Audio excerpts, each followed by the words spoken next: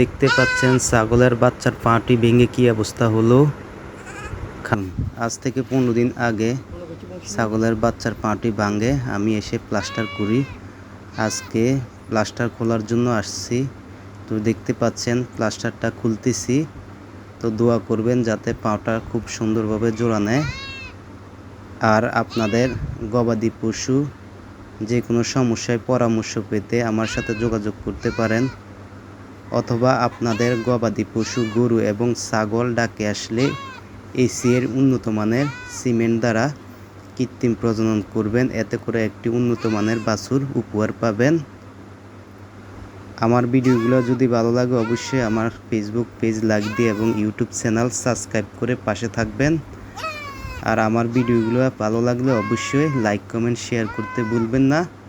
তো দেখতে পাচ্ছেন প্লাস্টারটা খোলা হলো। দেখতে পাচ্ছেন আলহামদুলিল্লাহ খুব সুন্দরভাবে পাটি জোড়া নেয়। আলহামদুলিল্লাহ, আল্লাহর কাছে শুকরিয়া।